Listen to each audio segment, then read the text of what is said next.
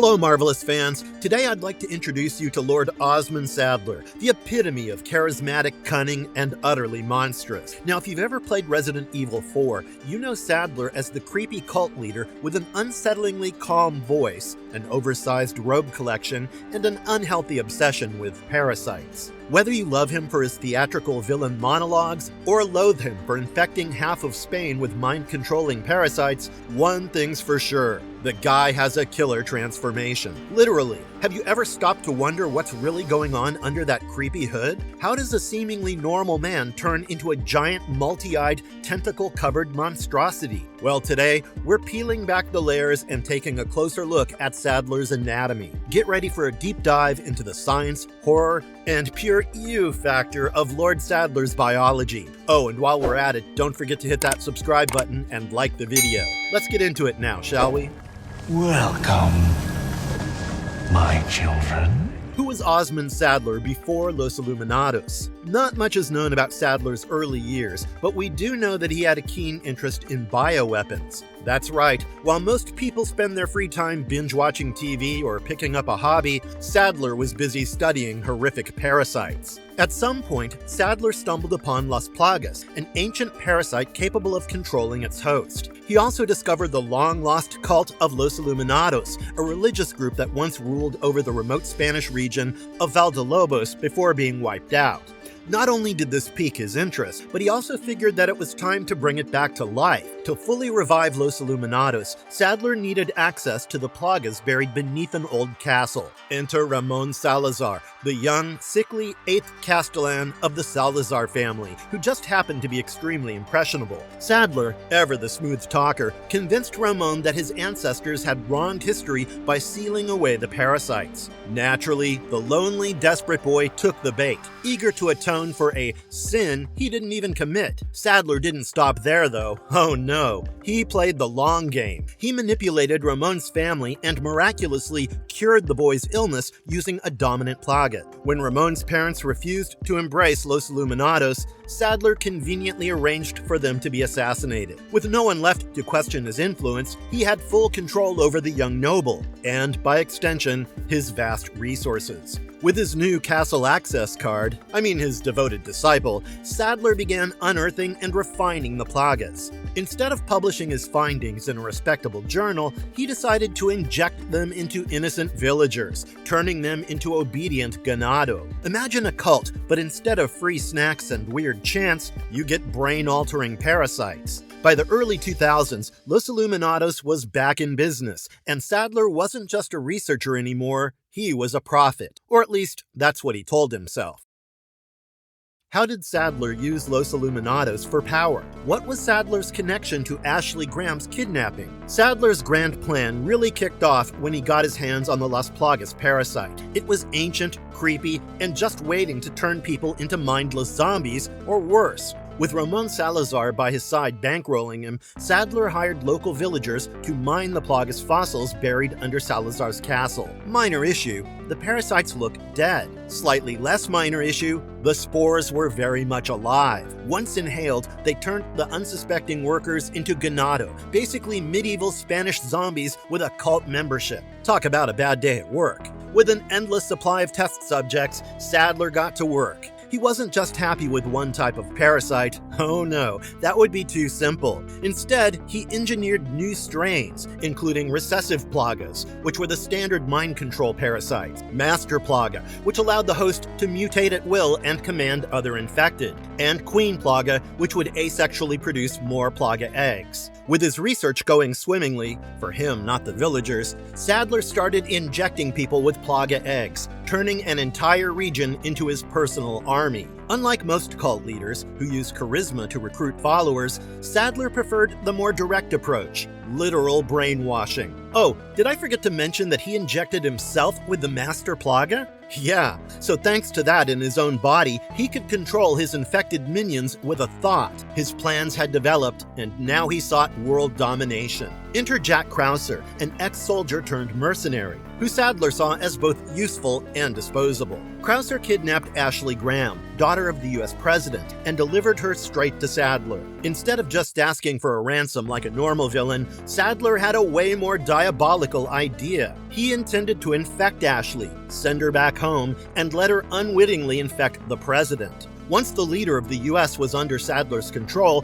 the US government would follow, and from there, global domination was just a matter of time. Even if the plan was discovered, Saddler assumed the paranoia about who was infected would destabilize the country, making America crumble under its own fear. Either way, he wins. Big brain villain moment. Unfortunately for him, the US sent their best-dressed agent to save Ashley, Leon S. Kennedy. Saddler, in classic overconfident villain fashion, literally told Leon his entire plan and then sent waves of cultists to kill him. Things quickly spiraled out of control for Saddler when Louis Serra, one of his own researchers, betrayed him and stole a dominant Plaga sample. Saddler personally stabbed him to death for that. Then there was Ada Wong, a wildcard spy who kept ruining his plans, blowing up a warship full of Ganado soldiers in the process. And worst of all, Leon just refused to die, no matter how many monsters, parasites, or mutated super soldiers Saddler threw at him. At one point, Saddler even tried to control Leon and Ashley's Plaga-infected bodies remotely, but thanks to the medication Lewis had provided, they were able to resist. Eventually, Ashley was freed, and Saddler's carefully orchestrated plan crumbled before his eyes. With his empire in ruins, his top lieutenants dead, and his ultimate goal slipping through his fingers, Saddler did what all Resident Evil villains do when things go south. He mutated into an enormous monster. Now towering over Leon, covered in extra limbs, eyes, and tentacles, Saddler made his last stand on a steel platform above his island base. Fear not, fans, for this is Resident Evil, which meant Ada just so happened to have a rocket launcher on hand. Tossing it to Leon at the perfect moment, she gave him exactly what he needed to end the cult leader for good. One explosion later, Saddler was reduced to a pile of goo, and Los Illuminados died with him. What a sad ending. What made Saddler a different kind of villain in Resident Evil? Osmund Saddler wasn't a mad scientist like William Birkin, a corporate tyrant like Albert Wesker, or even a brute force monster like Nemesis. No, Saddler was a different breed of evil altogether. He was the smooth-talking, cult-leading, manipulating type of villain. Unlike many villains who immediately resort to screaming and throwing things when their plans start falling apart, Saddler keeps his cool. He was confident, composed, and even charmingly affable at times. Kind of like a creepy uncle who's just a little too into his weird bugs. Of course, beneath this all, he was a ruthless megalomaniac who just wanted global domination through parasitic mind control. Now, Saddler had unshakable faith in Las Plagas, treating the parasite not just as a biological weapon, but as a divine force destined to reshape the world. He wasn't just running a cult, he actually believed in it. He was so convinced of his own power that he thought even someone as stubborn as Leon S. Kennedy would eventually give in to the parasite growing inside him. After all, it worked on an entire village, so why not one lone government agent? Of course, this confidence ultimately backfired when Leon proved him dead wrong by resisting the parasite and blowing him to smithereens with a rocket launcher. To be fair though, for someone who had grand plans of world domination, Saddler wasn't completely heartless. Well, at least not when it came to his chosen people. He actually valued his closest allies, Ramon Salazar and Batoris Mendez, to the point that their deaths at Leon's hands genuinely upset him. Sure, he originally saw them as pawns, but in his own twisted way, he respected them. That's not something you see every day in Resident Evil villains. In fact, most of them treat their underlings as disposable. Looking at you, Wesker. Saddler even had a keen sense of judgment when it came to handing out power, choosing only those he deemed worthy to wield dominant species Plagas. He was mostly right about who to trust, except when it came to Krauser, who he never fully trusted, but still let stick around. Big mistake. At the end of the day, though, Saddler's downfall wasn't just Leon's impeccable aim and refusal to die, it was his own pride. He thought he had everything figured out, but he underestimated the people he saw as mere obstacles. He dismissed Louis Serra as an insignificant researcher, but Louis ended up being a major thorn in his side. He assumed Krauser was fully loyal, but the guy had his own agenda. He thought Leon was just another cocky American who would eventually break under his control, only for Leon to suplex his way through Saddler's entire operation. Oops. Well, kids, that's why they say pride comes before a fall. Take notes.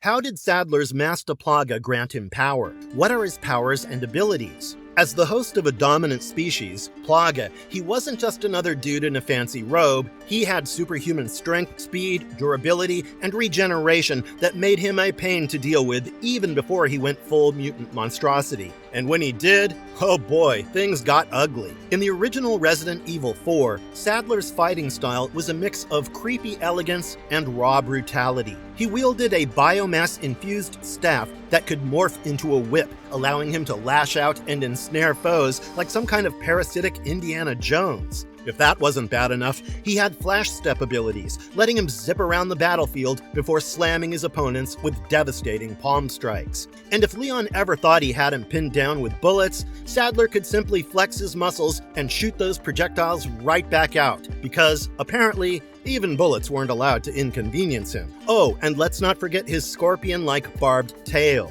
Then came the final form, and if you weren't already regretting your life choices, this is where things got really unsettling. Saddler transformed into a towering, hideous creature sprouting 4 massive crab-like pincers that let him skitter around like some unholy fusion of a spider and a nightmare. His stretched-out head ended in a deformed human-like head that was somehow even creepier than his normal face. The huge Plaga eye in his mouth, yeah, that was his weak spot, and for discomfort, smaller eyes were scattered across his pincer legs, just in case you weren't already having enough trouble sleeping at night. Despite his monstrous form, he still had enough raw strength to toss steel girders around like toothpicks and whip his biomass staff like it was an extension of his own twisted soul. Now, in the RE4 remake, Saddler got a glow-up, or rather, a mutant horror-up. The remake kept all of his terrifying traits, but gave them some extra polish and creativity. Instead of a barbed tail, he had a pair of fleshy tendrils that he could use for precise surgical strikes, including one that would burrow underground and pop up right beneath your feet.